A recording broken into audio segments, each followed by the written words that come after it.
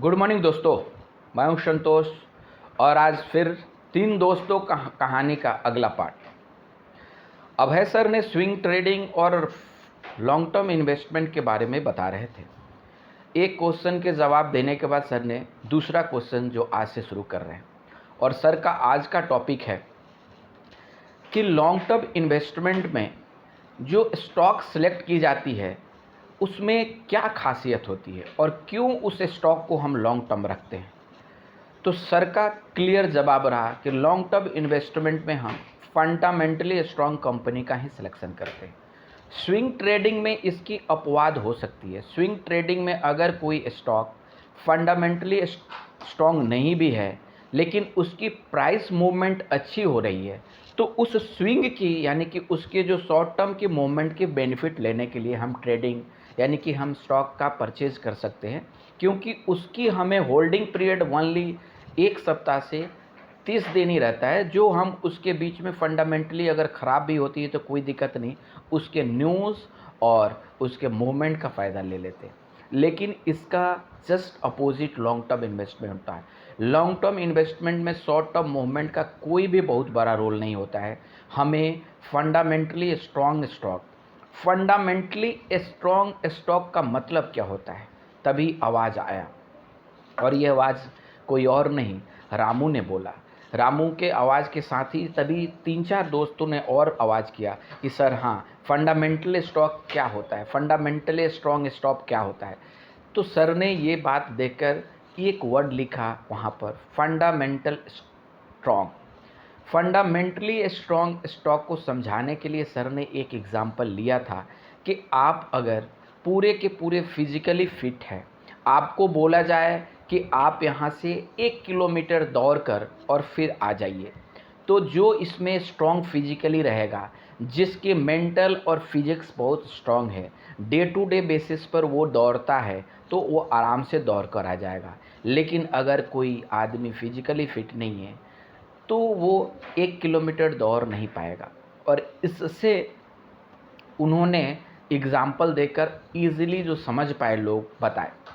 तब सर ने बोला कि देखो, फंडामेंटली स्ट्रॉन्ग स्टॉक को पहचानने की सबसे इम्पोर्टेंट, और मैं 2-4 इम्पोर्टेंट पॉइंट बताता हूँ। सबसे पहला, उसकी मार्केट कैपिटलाइजेशन ज़्यादा होती है क्योंकि वो काफ़ी दिन से मार्केट में है। दूसरी, उसकी हर साल की प्रॉफिट ग्रोथ होनी चाहिए, उसकी सेल्स अच्छा ग्रो होना चाहिए, उस स्टॉक पर, उस कंपनी पर बहुत ज़्यादा लोन नहीं होने चाहिए।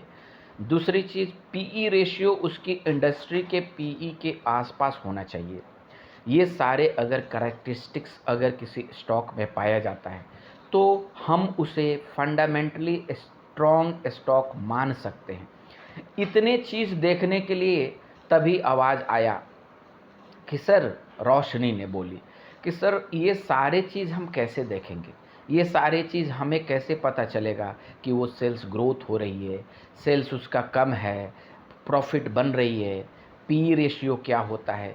इस तरह का सर मुझे कोई जानकारी नहीं है। और ये बात सुनकर सर ने बोला कि रियली में ये एक बहुत स्ट्रॉन्ग और बहुत लंबा टॉपिक है। मेरा आज की टॉपिक में और आज के डिस्कशन में मैं केवल यही बता रहा हूँ कि एक फंडामेंटली स्ट्रॉन्ग स्टॉक का कैरेक्टरिस्टिक्स क्या होता है। ये सारे टॉपिक एक डिटेल डिस्कशन में है और मैं आगे उसे डिटेल में डिस्कस करूँगा। मैं आज ये बताता हूँ कि अगर एक लेमैन है जिसको बहुत कुछ जानकारी नहीं है फंडामेंटली स्ट्रॉन्ग स्टॉक का, तो सिंपल एंड सिंपल निफ्टी 50 जो होती है, यानी कि जो 50 कंपनी लिस्टेड होती है, वो सारे कंपनियाँ स्ट्रॉन्ग रहती है फंडामेंटली, क्योंकि उसको एक कमिटी सेलेक्ट करता है हर अलग अलग पैरामीटर को चेक करते हुए, उसकी ग्रोथ, उसकी कैपिटलाइजेशन, उसकी लॉन्ग टर्म ग्रोथ, उसकी और भी बहुत सारे चीज़, ये सारे देखने के साथ तब उसकी लिस्टिंग होती है। तो डैट मीन्स हम जो उसमें डेटा एनालिसिस करेंगे, हम जो उसमें एनर्जी लगाएंगे, वो एनर्जी लगाने की ज़रूरत नहीं पड़ेगी। और हम अगर निफ्टी 50 का कोई स्टॉक खरीदते हैं तो वो स्टॉक हमारा फंडामेंटली स्ट्रॉन्ग ही रहेगा और उसमें रिस्क कम रहेगा as compare to other stock.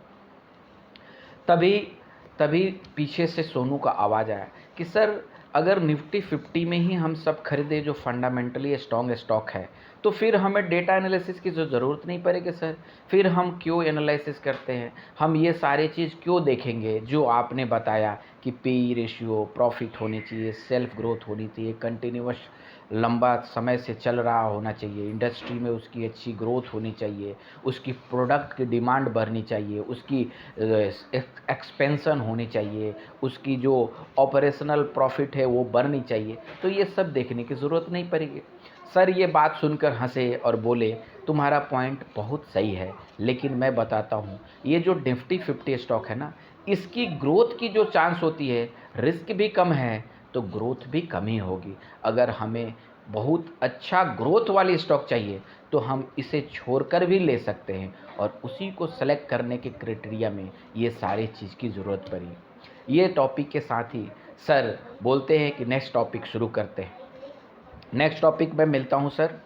Next topic में दोस्तों मैं मिलता हूँ, और ये टॉपिक में फिर आपसे फंडामेंटली स्टॉक का एक एक अलग अलग क्वेश्चन के जवाब में मैं आपसे मिलता हूँ। धन्यवाद दोस्तों, धन्यवाद।